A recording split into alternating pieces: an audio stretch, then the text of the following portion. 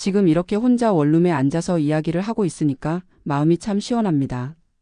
72살 먹은 늙은이가 뭐 그리 대단한 일을 했겠냐마는 그래도 제대로 된 아버지 노릇은 한번 해본 것 같아서 말이에요. 아들놈이 며칠째 울면서 전화를 하는데 이제 와서 뭘 하자는 건지 모르겠습니다. 제가 원래 경상북도 안동 사람입니다.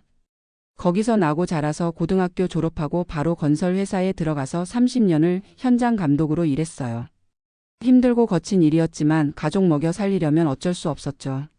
새벽 5시에 나가서 밤 10시에 들어오는 게 일상이었는데도 집에 오면 아들놈 숙제 봐주고 그랬어요. 아들 준호는 어릴 때부터 똑똑했습니다. 공부도 잘하고 특히 컴퓨터 쪽에 재능이 있더라고요. 제가 비록 고졸이지만 아들만큼은 대학교 보내서 제대로 된 사람 만들어야겠다고 생각했어요. 과외비며 학원비며 벌어오는 돈의 절반은 아들 교육비로 들어갔습니다. 대학교 졸업하고 몇 년 직장 다니다가 준호가 그러더라고요.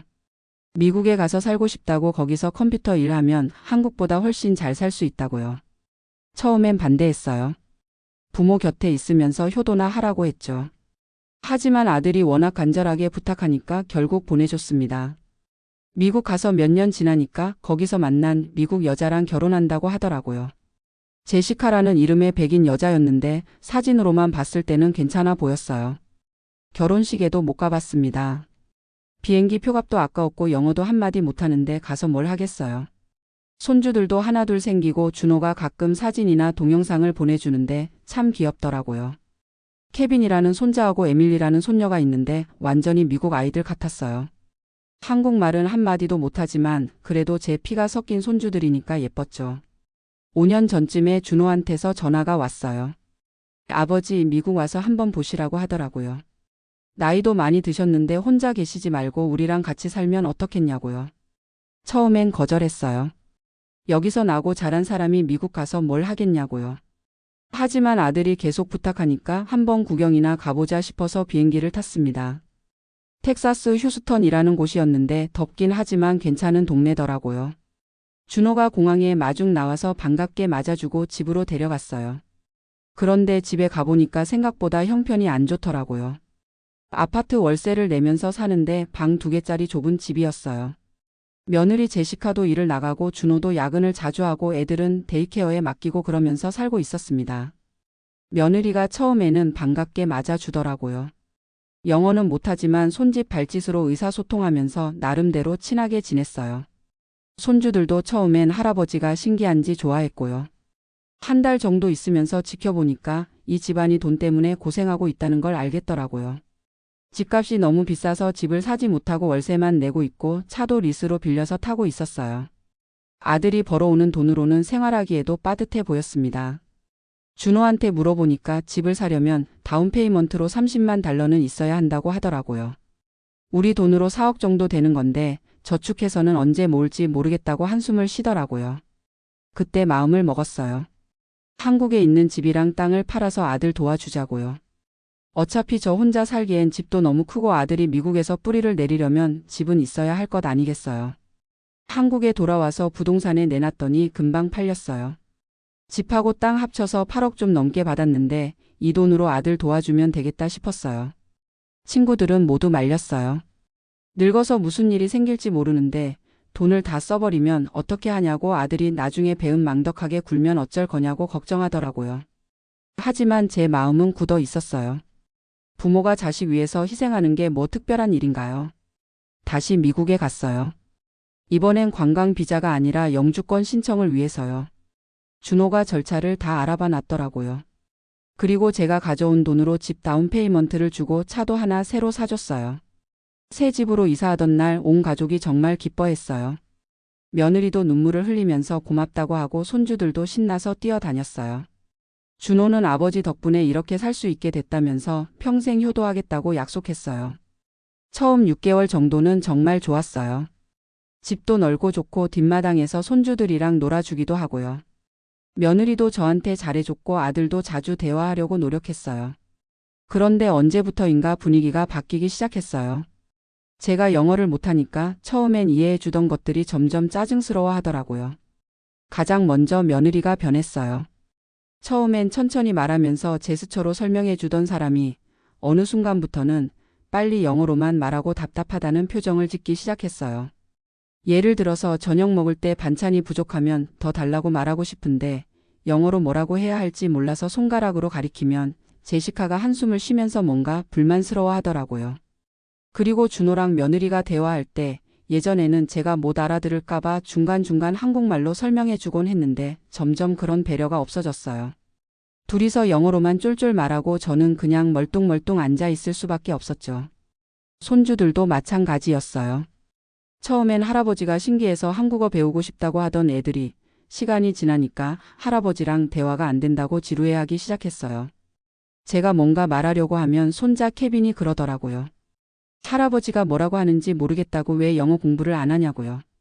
9살짜리 아이 입에서 그런 말이 나오는 걸 듣고 얼마나 서러웠는지 몰라요. 아들 준호도 점점 달라졌어요. 집에서는 그래도 저한테 잘해주려고 노력했지만 밖에 나가면 완전히 다른 사람이 되더라고요. 한 번은 준호가 저를 마트에 데려간 적이 있어요. 그런데 마트에서 준호 회사 동료를 만났는데 저를 소개할 때 어찌나 어색해하던지요. 아버지라고 소개는 했지만 제가 영어를 못한다는 걸 미리 양해를 구하고 빨리 그 자리를 벗어나려고 하더라고요. 그때 느꼈어요. 아, 이 놈이 날 창피해하는구나. 더 충격적인 건 며느리 친구들이 집에 놀러 왔을 때였어요. 저는 거실에 앉아서 TV를 보고 있었는데 제시카가 친구들한테 뭐라고 설명하는 걸 보니까 저를 가리키면서 말하더라고요. 영어는 못 알아들었지만 표정과 몸짓으로 봐서는 좋은 얘기는 아니었어요. 그 친구들이 저를 보는 눈빛이 마치 신기한 동물을 보는 것 같았어요. 집에 돈만 대주고 영어도 못하는 늙은 한국인이 얹혀 살고 있다는 식으로 말하는 것 같았습니다. 시간이 갈수록 더 노골적으로 저를 무시하기 시작했어요. 가족끼리 외출할 때도 저만 집에 남겨두고 가더라고요. 처음엔 제가 따라가면 불편할까봐 배려해 주는 줄 알았어요. 하지만 나중에 알고 보니까 제가 영어를 못해서 창피하니까 아예 데려가지 않는 거였어요. 손주들 학교 행사 같은 것도 마찬가지였어요. 다른 할아버지들은 다 와서 손주 응원하는데 저만 집에서 TV 보고 있었어요. 준호한테 왜 안 데려가냐고 물어보니까 영어를 못하시니까 계시면 불편하실 거라고 하더라고요. 하지만 진짜 이유는 저 때문에 창피당할까봐 그런 거였죠. 정말 견디기 힘든 건 집에서도 점점 투명인간 취급을 받는다는 거였어요. 온 가족이 거실에 모여 있어도 다들 영어로만 대화하고 저는 그냥 혼자 앉아 있을 뿐이었어요. TV 리모컨 하나 바꾸는 것도 마음대로 못했어요. 제가 한국 뉴스 보려고 채널을 돌리면 손주들이 와서 자기들이 보던 만화로 바꿔버리고 가더라고요. 며느리한테 말해도 애들이 보던 건데 양보해 달라는 식으로 말하고요. 밥 먹을 때도 마찬가지였어요. 김치나 된장찌개 같은 한국 음식을 해달라고 부탁하면 냄새 때문에 애들이 싫어한다면서 거절하더라고요. 매일 햄버거, 피자, 스테이크만 먹으니까 체했어요. 그래도 참았어요. 내가 이 집 돈을 대줬으니까 조금 불편해도 가족이랑 함께 사는 게 낫겠다 싶어서요. 하지만 작년에 제가 아팠을 때 일을 겪고 나서는 정말 실망했어요. 갑자기 가슴이 답답하고 어지러워서 병원에 가야겠다고 했는데 준호는 회사에 있고 며느리는 자기도 일이 있다면서 나중에 가자고 하더라고요. 결국 혼자서 택시 타고 병원에 갔는데 의사가 뭐라고 하는지 하나도 못 알아들었어요. 다행히 한국인 간호사가 한 명 있어서 통역을 해줬지만 그때 정말 외롭다는 생각이 들었어요. 검사 결과는 별거 아니었어요. 스트레스성 두통이랑 소화불량이었는데 집에 와서 준호한테 설명해줘도 대충 듣고 마는 거예요. 예전 같으면 아버지가 아프다고 하면 야단법석 떨었을 텐데 이제는 그냥 넘어가더라고요.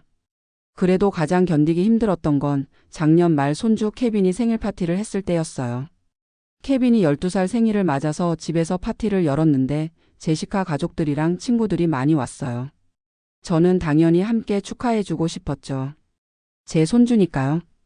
그런데 파티가 시작되고 나서 며느리가 저한테 부엌에서 설거지 좀 해달라고 하더라고요.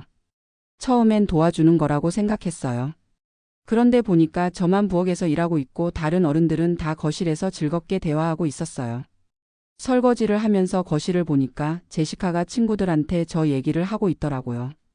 영어로 뭐라고 하는지는 몰랐지만 저를 가리키면서 설명하는 게 분명히 좋은 내용은 아니었어요. 그러다가 한 친구가 저한테 와서 영어로 뭐라고 물어보더라고요. 저는 영어를 못하니까 그냥 웃기만 했는데 그 사람이 큰 소리로 제시카를 부르면서 뭐라고 하더라고요. 제시카가 와서 통역해 주는 건 줄 알았는데 도리어 저한테 화를 내면서 영어로 뭐라고 막 하더라고요. 목소리도 크고 표정도 험악해서 분명히 저한테 화가 난 거였어요. 나중에 준호한테 물어보니까 그 친구가 저한테 어디서 왔냐고 물어봤는데 제가 대답을 못하니까 왜 영어도 못하는 사람을 파티에 참석시키냐고 제시카한테 말했다는 거예요. 그때 제시카가 한 말이 더 충격적이었어요. 저를 집에 돈만 대주고 얹혀 사는 짐덩어리라고 말했다는 거예요. 영어도 못하고 미국 문화도 모르는 사람이라서 어디 데리고 다니기도 창피하다고 했답니다. 준호한테 그 얘기를 듣는 순간 정말 머리에서 불이 났어요. 그동안 참고 참았던 게 한꺼번에 폭발하는 것 같았어요. 내가 내 돈으로 이 집을 사줬는데 집주인 취급은 받지 못할 망정 짐덩어리라고 하다니. 그것도 손주 생일 파티에서 손님들 앞에서 그런 모욕을 당하다니 정말 견딜 수가 없었어요. 그날 밤에 준호한테 따졌어요. 내 아내가 나한테 어떻게 말했는지 아냐고 이게 부모를 대접하는 방법이냐고 화를 냈죠. 준호는 제시카가 술을 마셔서 그랬다고 나쁜 뜻으로 한 말이 아니라고 변명하더라고요. 하지만 저는 더 이상 참을 수가 없었어요. 그날 밤에 잠을 한숨도 못 잤어요. 지금까지 내가 뭘 위해서 살아왔나 싶은 생각이 들었어요. 아들을 위해서 평생을 희생하고 노후 자금까지 다 털어서 도와줬는데 이런 취급을 받아야 하나 싶었죠. 새벽에 일어나서 곰곰이 생각해 봤어요. 이대로 계속 살면 안 되겠다는 결론이 났어요. 차라리 한국에 돌아가서 혼자 살더라도 이런 모욕은 당하지 않겠다고 마음먹었어요. 그런데 그냥 가면 안 되겠더라고요. 제대로 된 교훈을 줘야겠다는 생각이 들었어요. 사실 집을 살 때 제가 똑똑하게 한 게 있어요. 다운 페이먼트를 제 이름으로도 공동 명의를 넣어둔 거예요. 준호가 모기지 페이먼트를 못 낼 경우를 대비해서 변호사가 그렇게 하는 게 좋다고 조언해줬거든요. 차도 마찬가지였어요. 제 이름으로 사서 준호한테 쓰게 해준 거였어요. 그때만 해도 설마 이런 일이 생길 줄은 몰랐죠. 그냥 만일의 경우를 대비한 건데 그게 이렇게 도움이 될 줄은 꿈에도 생각 못했어요. 그 다음 날부터 은밀하게 계획을 세웠어요. 한국에 있는 변호사 친구한테 전화해서 상황을 설명하고 어떻게 해야 하는지 물어봤어요. 미국에서도 한국인 변호사를 찾아가서 상담을 받았어요. 집이랑 차 명의가 제 이름으로도 되어 있으니까 제가 원하면 언제든지 처분할 수 있다고 하더라고요. 물론 준호한테 손해를 끼치는 건 내 본의가 아니었어요. 하지만 이런 식으로 무시당하고 살 수는 없잖아요. 2주 동안 모든 준비를 끝냈어요. 집은 부동산에 내놓고 차는 딜러한테 팔기로 했어요. 한국행 비행기표도 예약하고 짐도 미리미리 정리했어요. 다행히 집이 금방 팔렸어요. 당시가 부동산 시장이 좋을 때라서 상값보다 더 높은 가격에 팔렸어요. 차도 생각보다 좋은 값에 처분했고요. 모든 걸 정리하는 동안에도 아들 가족들은 아무것도 몰랐어요. 제가 요즘 한국 친구들이랑 전화를 자주 한다고 생각했을 뿐이지 설마 이런 일을 준비하고 있을 줄은 상상도 못했을 거예요. 떠나기 하루 전날 준호가 회사에 가고 며느리도 일하러 나가고 손주들도 학교에 간 사이에 마지막 정리를 했어요. 그동안 함께 찍은 가족 사진들을 보니까 처음에는 정말 행복해 보였는데 언제부터인가 제 표정이 점점 어두워지는 게 보이더라고요. 마지막 날 아침에 준호한테 말했어요. 한국에 급한 일이 생겨서 당분간 가야 한다고요. 언제 돌아올지는 모르겠다고 했죠. 준호는 갑작스럽다면서 놀랐지만 그렇게 심각하게 생각하지는 않는 것 같았어요. 며느리도 마찬가지였고요. 오히려 좀 시원해하는 기색이 보였어요. 공항에 갈 때도 준호가 바빠서 택시를 타고 갔어요. 마지막까지 배웅도 제대로 못 받고 떠나는 기분이 참 씁쓸했어요. 비행기 안에서 창밖을 보면서 생각했어요. 내가 지금 하는 일이 맞나 싶기도 하고 그래도 이렇게라도 해야 정신을 차릴 것 같기도 하고요. 한국에 도착해서 일주일 정도 지났을 때 준호한테서 전화가 왔어요. 처음엔 아버지 잘 도착하셨냐고 안부를 묻더니 갑자기 목소리가 다급해지더라고요. 집 앞에 FORSAL이 사인이 붙어 있다는 거예요. 그리고 차도 없어졌다고 하면서 혹시 아버지가 뭘 하신 건 아니냐고 물어보더라고요. 그때 저는 차분하게 대답했어요. 내 이름으로 된 내 재산을 내가 처분하는 게 뭐가 잘못됐냐고요. 준호가 발작을 하더라고요. 아버지, 그럼 우리는 어떻게 살라고 하시냐고 집이 팔리면 갈 곳이 없다고 울면서 소리를 지르더라고요. 저는 그때까지 참았던 말을 다 쏟아냈어요. 내가 나를 어떻게 대했는지 기억하냐고, 내 와이프가 나한테 뭐라고 했는지 아냐고 따졌어요. 처음에는 준호가 그런 일이 없었다고 잡아떼더라고요. 하지만 제가 구체적으로 하나하나 얘기하니까 할 말이 없어지더라고요. 그러면서 사과하기 시작했어요. 자기들이 잘못했다고 다시는 그런 일이 없을 테니까 돌아와 달라고 빌더라고요. 하지만 저는 마음을 굳혔어요. 한번 무너진 신뢰는 쉽게 회복되지 않는다고, 내가 더 이상 그런 모욕을 당하면서 살 수는 없다고 했어요. 며칠 후에는 제시카가 직접 전화를 걸어왔어요. 울면서 사과하고 자기가 정말 잘못했다고 빌더라고요. 다시 돌아와서 가족처럼 살자고 애원했어요. 하지만 저는 냉정하게 거절했어요. 이미 늦었다고, 내 마음은 이미 정해졌다고 했어요.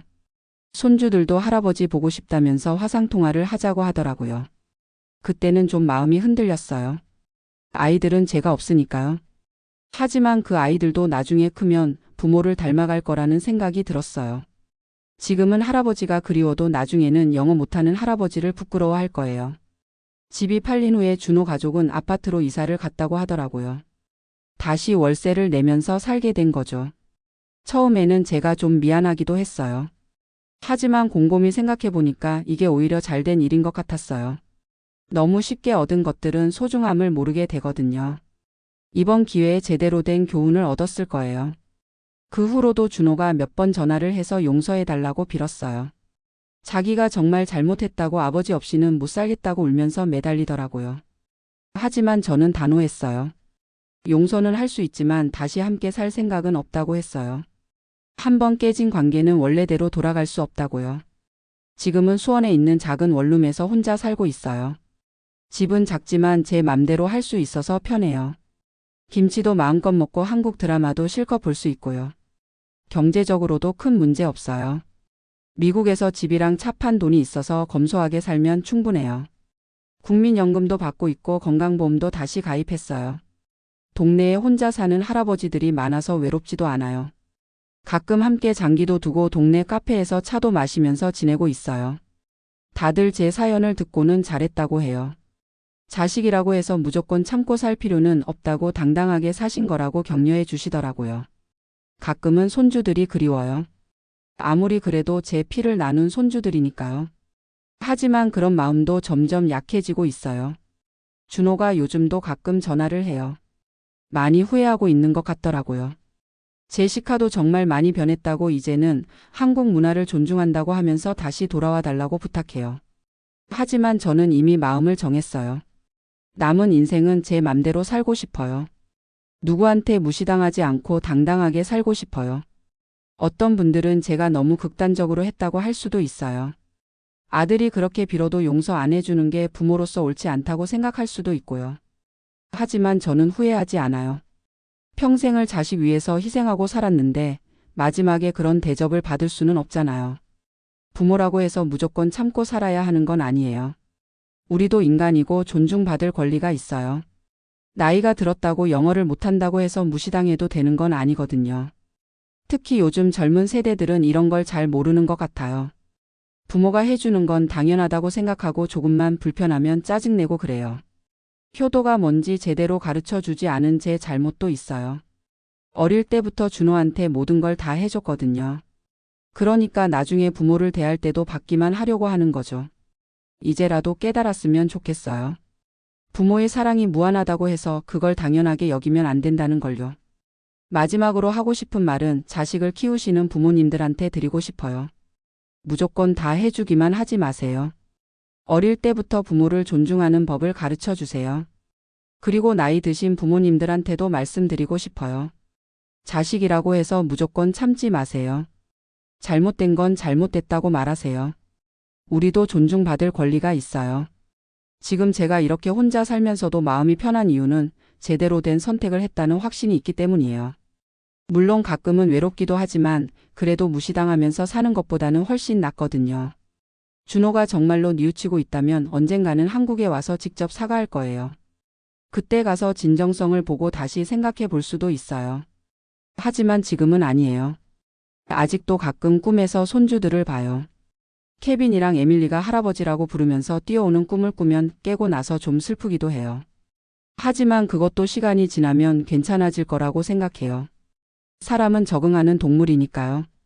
이제 72살이니까 앞으로 얼마나 더 살지는 모르겠지만 남은 시간만큼은 당당하게 살고 싶어요.